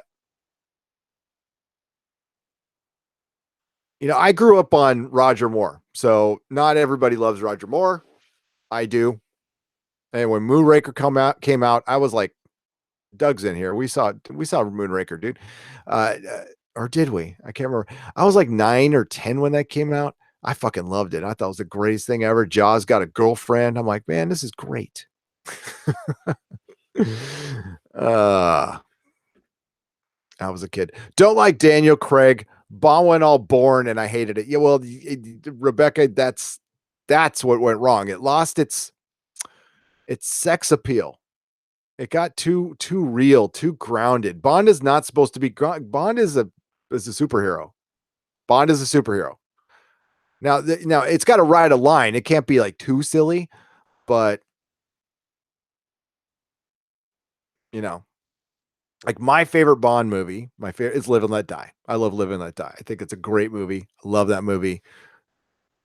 That's a fun movie. And Bond's fun. Rebecca says she loves Roger. I did too. Sir Roger Moore, may he rest in peace. Uh, what is your honest thoughts about the Orville? It is the Star Trek we all needed. John Hughes, U.S. It is the Star Trek we all needed. Thank God the Orville came out. Because imagine if it was just Star Trek Discovery, folks. Oh, that's not even a world I want to think about. Sean Connery had the acting. Roger Moore had the toys. Yep. The only thing going against Sean Connery was just the quality of. I mean, like they're great movies, but I mean, just go back and watch the editing now, and I know it's like it's we're comparing it to like 198 or 2018 ideals, and but the editing on a couple of those movies was god awful, but they were still good. Tomorrow Never Dies is still my favorite Bond. Interesting. Death Networks. All right. I miss Pierce. I have a lot more. I liked him a lot as Bond. I thought he was a very good Bond. Who was the guy who played the Q in the new Bond films? I forgot his name. We were just talking about him as possibly Doctor Who, playing the Doctor in the, and I forgot his name already. Stephanie Littleplate says, I loved Roger Moore. I was a huge fan of Jaws and his nemesis. Yes, I love Jaws. Um, I only smoke cigars because Roger Moore's opening scene in Live and Let Die. Well, that and Wolverine, says Robert Elsmore. Yes, Wolvie. Listen, bub. If you promise not to laugh, I could never promise that. My favorite Bond movie is actually On Her Majesty's Secret Service. For once, you get to see Bond in another light. No, that's a great movie. That's a movie as a kid. I was like, who is this guy? Who was like, fuck this guy. That's not Roger Moore or Sean Connery. Um, but that's a very good movie. Dr. No, Moonraker for Jess Reed. Dr. No is brilliant.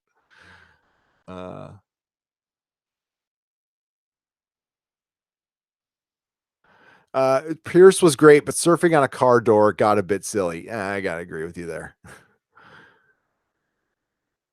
That's those moments like when Indiana Jones survived falling out of a plane by a raft. Yeah, I didn't like that. I did not like that at all. John Cleese's cue was awesome. I wish they would have stuck with that.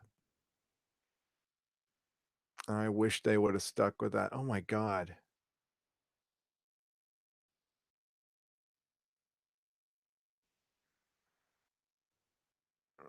God. Actor. I'm just looking at I goddamn. Yeah, I don't want to bring up politics. Just actors getting political. It's like, really? When do you think about politics between like snorts a blow, um, high-end parties, four-star hotels? Yeah, I don't care what you guys think about shit. Now, a lot of actors, I mean, hey, they were before they got rich. Yeah, some of them might have been poor, but a lot of them forgotten what it's like just to be a regular folk. Oh, I don't want that. I'm looking for my Rami Malek thing.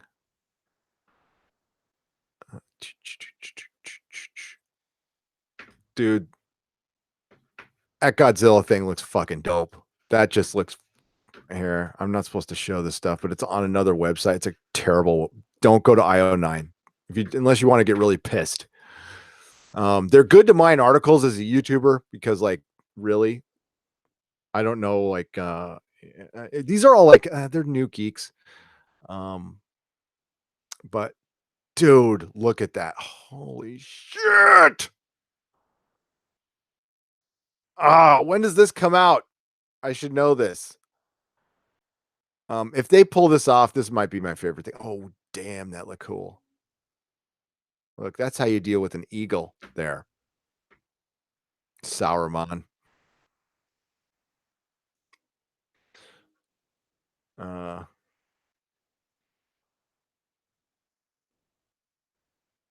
I just hope they don't focus on the people. I really don't. All I want people in my monster movies is to get smushed and run in fear. I don't really need to be following. I don't need anybody to identify with. I just need somebody to like I can watch the story through. So follow one guy who's like a coward and just hides everywhere, but watches all the action. I'm okay with that. Sorry, I'm just staring at that thing going over and over again. But dude, that looks great. That looks so good.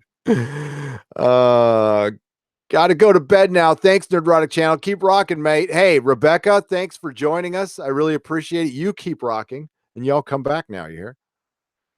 Get to bed. Oh, is it late over there? Yeah, it probably is.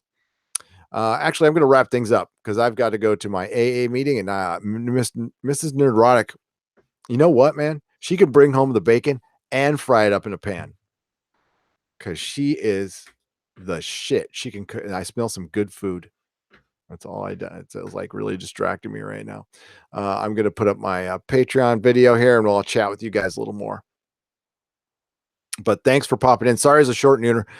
We're going to do another one on Wednesday in the morning for our good friends in the UK, and we can talk much longer on that one. That one could go 3-4 hours if we want. If we want, my buddy Doomcock did a 6-hour one. I cannot do that, or I wouldn't be back. So let's, this is a self-produced episode here. Here we go. Present to everybody. Now we'll get to the chat. Favorite horror movie? Mine is Them, says Jess Reed. Mine is The Thing. The Thing. And The Exorcist. I know it's kind of an on-the-nose answer, but Them is good. Them is good. What's the one that scared the living shit out of me the most was The Exorcist, because my sister used to babysit me, my older sister, and she hated me. So she took me to see The Exorcist when I was 8. Many years of therapy and resentments towards my sister to this very day. But you know what movie actually scared me the most is this one my mom took me to was The Who's Tommy. Remember the movie Tommy, not the play, the movie. And the whole babysitter scene. And I equated the babysitter scene with him getting hosed down, Tommy getting hosed down by the hose. So I never wanted to be with a babysitter. That's why my sister had to babysit me, because I didn't trust babysitters, because I was traumatized from seeing Tommy when I was 5. Yeah. Maximum Overdrive. That's a great movie. I love that. May the force be with you, Jess Reed. Live long and prosper. And what did the doctor say at the last thing? Travel hopefully. Travel hopefully. Well, anytime you get into a car in California, you travel hopefully. Grab your ass and buckle up. And Twilight Zone. Oh, Nova Maximus. I love Twilight Zone, the movie. I do. The last one with John Lithgow, directed by George Miller, with Jerry Goldsmith music. Holy shit. Doug, are you still here?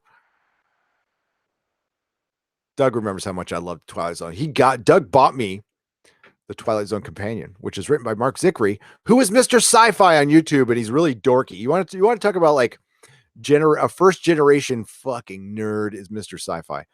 My favorite horror movie is the ones in the Nightmare on Elm Street series. Yes, those are good. So I was a teenager when those came out, so I just got stoned and thought they were funny. Chucky. Dorky, but he's great. Yeah, the Bentox, Mr. Sci-Fi is great. He is a wealth of knowledge. Like, he's buddies with Bill Mummy. And a year he told his story how he became friends with Bill Mummy. He just wrote to him. Just said, I want to be your friend. Okay. People used to do that. 28 days later. Yes. Leprechaun. You rock. Dark Angel Ire, you rock. You guys rock. You guys are wonderful. Thank you so much. So our live stream schedule is on our channel. It's at nerdrotic.com. So go check that out. That if anything ever happens to this channel, that's where the backup is. That's where all the videos are. We are on iTunes as well and Player FM. You could search us if you still do the iTunes thing, or just watch us on YouTube. That's fine. And our next show will be Wednesday. I'm doing a live stream, Nerdrotic Nooner, Wednesday morning. The next video that's coming out is the Doctor Who Christmas idea video. Working hard on that. And if some news drops or anything, I'll give you what I think about it. I'm also working on an Article 13 video, because our subscriber count in the UK like went up. Like, we have a lot of new UK viewers, and I don't want to lose you guys. So, The Shining. What is The Matrix? The Shining is one of my all-time favorite movies. Stanley Kubrick is one of my all-time favorite directors. Him and Terry Gilliam, and some David Fincher. Yeah, I like that stuff. Did my Mr. Sci-Fi end up selling his pilot episode, or did it go into production? I think he's just crowdfunding it. Tyler X2F01. I don't know if it's sold yet. I hope he does. I really hope he gets it sold. I want to see a higher production version of it, because it's written quite well. It really is. Donnie Darko. That one's good. Cheers, Brits. Hey, all my lovely Brits that you hung in there. We still have 212 people watching. That is amazing. We had 400 people watching, which is amazing. I am grateful for all of you. Grateful for all the new subs. And yeah, if you guys want me to talk about something or want me to cover something, hit me up. Tell me if I'm missing something.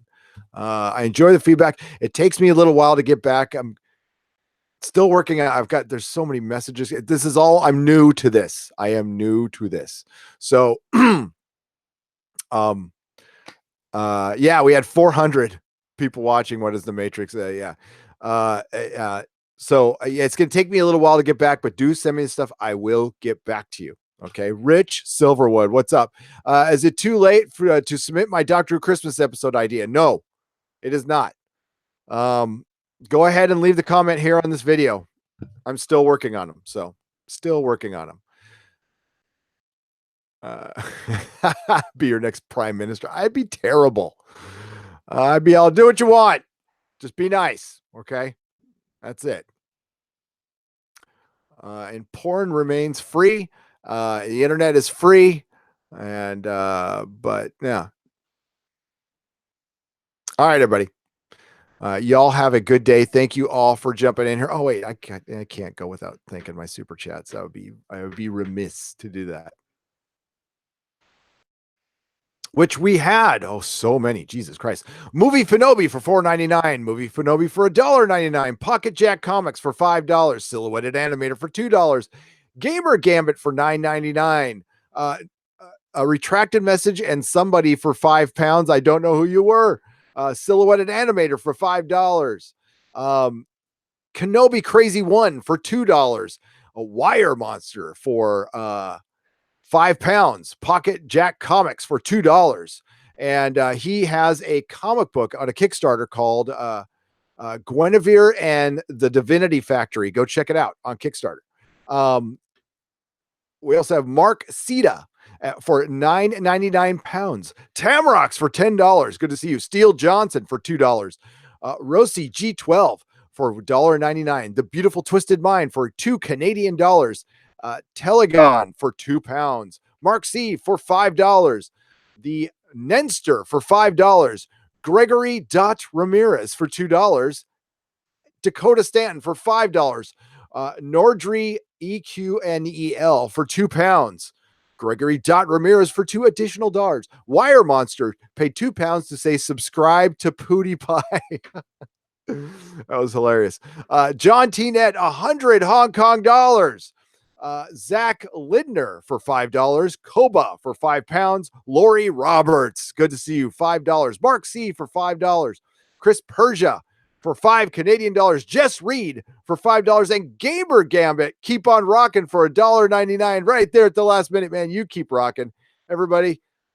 Man, I wish I could go forever. So I'll see you Wednesday. We'll do this again Wednesday morning, 9:30 a.m. Pacific time. In the meantime, be good to each other. I'm really grateful for all the new subscribers. I am completely happy with where we're at right now. And may the small folks sing songs of your greatness. Good night, everybody. Cheers in the UK. Love you, Brits.